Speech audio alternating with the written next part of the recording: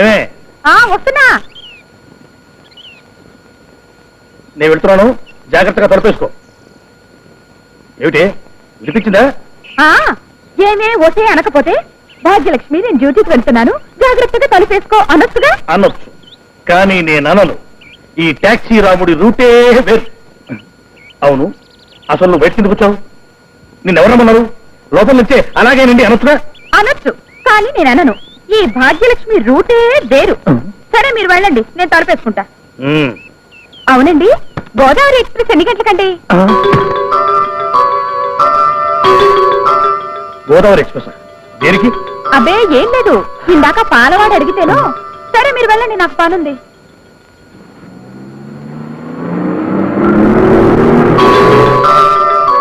గోదావరికి టైం అడిగిందంటే కొంప తీసి చచ్చా లక్ష్మి అలాంటిది కాదు. ఒకవేళ స్కూల్లో దాన్ని ప్రేమించిన కుర్రాడు గుర్తొచ్చి నన్ను బ్రోవమని చెప్పదే ఓ బాసు పెళ్ళాం నన్ను బ్రోవమని. భాగ్యలక్ష్మి నువ్వా? సారీ. అన్నిటికీ తొందరగా నీకు. కాస్త వెనక ముందు చూసుకోవద్దు. దెబ్బ తగిలిందమ్మా? లేదండి. దెబ్బ నాకు తగిలింది. భాగ్యం నువ్వులవా? మళ్ళీ వస్తానండి. అలాగే. అమ్మో, నాకు ఆఫీస్ టైం అయిపోయింది. నన్ను ప్రోవమని చెప్పవే ఓ బాసు పెళ్ళాం. దేనికండి గావు పీక పెట్టి పిలిచారు? ఏం పని? ఏం పనే చెప్తా.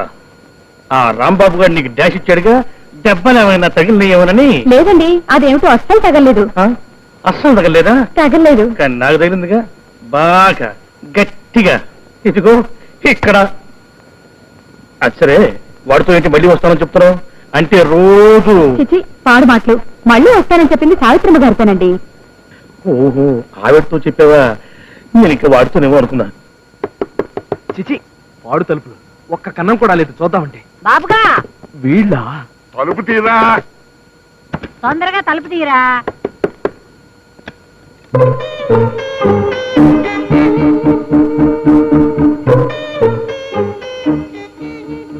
ఆ దొంగ చూపులే వింటరా. ఇందాక నుంచి తలుపులు మాత్రం వినపట్లా. చెవుడేమో వచ్చిందా? వినపడబట్టే కదండి తలుపు తీసాం. ఈ చెమట్లేమిట్రా, కంగారు, నీ వాలకం ఏమైందిరా నీకు? ఎక్సైజ్ చేస్తున్నా, ఎక్సైజ్. నీకేనా బుద్ధి ఉందా? ఏ? బిట్ట మధ్యాహ్నం ఎక్సర్సైజ్ అయ్యుంటరా. ఏమండి, వాడి పిచ్చి చూపులు పిచ్చి నవ్వులు చూస్తే నాకేమిటో భయంగా ఉంది. నీకు భయంగా ఉంది, నాకు అనుమానంగా ఉంది. ఏమై ఎవరైనా డాక్టర్ని పిలుచుకొస్తాను. ఇది పుచ్చుకో. వెయ్ వెయ్ వెయ్ రాకెట్ వెయ్, డైరెక్ట్ బుట్ల వెయ్. అయ్యో వెయ్ వెయ్ వెయ్యమ్మా. అమ్మా అమ్మా. ఏమిటి గురునాథం గారు తట్టచ్చుకుని ఏంటి వెయిటింగ్? ఏం చెప్పమంటావు రాంబాబు, సాధారణంగా భార్యలు భర్తల్ని వీసీఆర్లు కావాలంటారు, టీవీలు కావాలంటారు, నగలు కావాలంటారు, చీరలు కావాలంటారు. మావిడంటే వ్రతానికి ఆవు పేడ కావాలంటే. ఆవు పేడ అయితే రోడ్డు మీద గోళ్ళంతుంది కదండి. అడిగా, రోడ్డు మీద ఆవు పేడ పనికి రాదంట. పవిత్రంగా ఆవు పేడేస్తున్నప్పుడు డైరెక్ట్ గా పట్టాలంట. అంతలా నవ్వకు రాంబాబు, నీకు పెళ్ళైంది కదా, ఇక నుంచి నీకు స్టార్ట్ అవుతాయి పాటలు. గురునాథం గారు, అందరూ మాట్లాడినట్టు మీరు మాట్లాడారంటే నాకు ఒళ్ళు మండుకొస్తుందండి. ఆఫీసర్ గారిని దెబ్బ కొట్టాలని చెప్పి మీరు కార్డు వేయించారు, అది పట్టుకుని పెళ్ళాలంటూ వచ్చేసింది. ఏం చేయాలో తెలియక తస్తున్నానండి. అంత ఆవేశపడకు రాంబాబు, నీకు పెళ్లి ఎక్కడైందని చెప్పింది? మనం కార్డులో వేసినట్టుగానే సిరిపురం రామాలయంలో అయిందా? అవలేదుగా, మరి ఎందుకని అంత ఆవేశపడతావు? కరెక్ట్ గా రామాలయానికి మీ అమ్మా నాన్న తీసుకెళ్లి ఆ పూజారి ముందు అడిగించు. ఈ ఐడియా బ్రహ్మాండంగా ఉందండి. సౌండ్ వస్తున్నట్టుంది, పేడ వస్తుంది, వెళ్ళిపోండి. అయ్యి బాబాయ్, సినిమా టైం అయిపోయింది. ఏయమ్మా ఏయమ్మా. ఇదిగో ఇక్కడే ఉందిరా చొక్కా. గుండెలు గుట్టి ఉతికి ఇస్త్రీ కూడా చేసిందిరా జయ. ఏమిటి, నా షర్టు అది ఉతికి ఇస్త్రీ చేసిందా? ఎవడిచ్చాడు దానికి ఆ హక్కు? ఇలా చాకరీ చేసి నాకు దగ్గరైపోదాం అని ప్లానా? ఈ చొక్కా నేను సచ్చినా వేసుకోను. ఇంకో చొక్కా ఇవ్వు. ఒరేయ్, నీకింత మొండితనం పట్టుదల పనికిరాదు. నాకేం తెలుసు, మిగతా బట్టలని లాండ్రీకి పడేశాను. ఓహో, అంటే వేరే చొక్కాలే లేవు, చచ్చినట్టు ఈ చొక్కానే వేసుకుంటానని ప్లాన్ అన్నమాట. చూడు, ఆఫీస్ కి నేను చొక్కా లేకుండానైనా వెళ్తాను, కానీ ఈ చొక్కా మాత్రం చచ్చిన వేసుకెళ్ళను. ఒరేయ్, నా మాట విను. నా బంగారు తండ్రివి కాదు, ఈ పూటకి చొక్కా వేసుకెళ్ళు. కుదరదంటే కుదరదే. నేను ఆఫీస్కి వెళ్తున్నాను అంతే.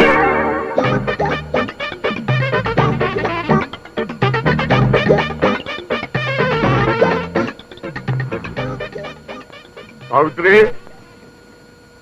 ఏమే వాడు చొక్కా లేకుండా చేతిలో ఫైల్ పుచ్చుకెళ్తున్నాడు. రేచీకటితో పాటు వాడికి మతి పరిపు కూడా వచ్చిందా? లేదు మావయ్య, ఆ షర్ట్ నేను ఉతికి ఆరేశారట, అంచేత దాన్ని ముట్టుకోరట. ఆహా, అంత నిష్ఠాగరిష్ఠుడయ్యాడా వీడు? పట్టబగలు పబ్లిక్ గా అంతమంది చూస్తుంటే అమ్మాయిని వాడేసుకుని దొర్లితే తప్పులేదు కానీ ఈ అమ్మాయి ఉతికిన చొక్కా దొడుకుంటే తప్పు వచ్చిందా వీడికి? ఏమే సాయంకాలం బజార్ వెళ్ళి 25 నిమ్మకాయలు తీసుకొచ్చి ఈ వెధవ తలకు బద్దం చేయొచ్చు. అప్పుడు కానీ తలకు పెట్టిన తెక్కంత అవుతాం.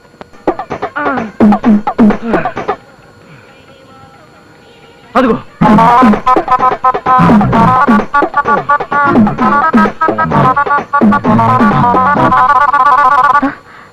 ఆఫీస్కి వెళ్ళలేదా?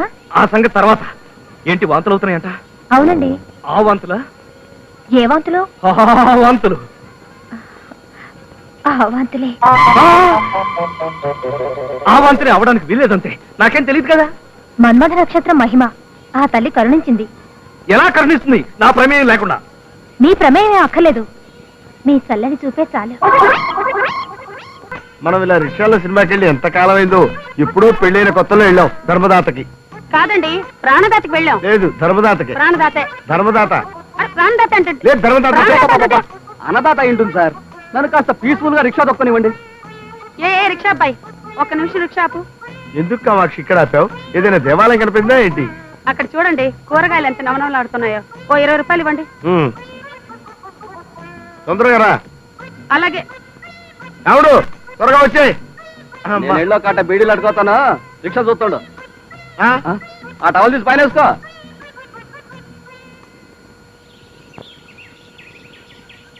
వస్తావా అలంకార టాకీస్ కి? ఒక్కడే 3 రూపాయలు. నేనా? అలంకార టాకీస్ కా 3 రూపాయలా?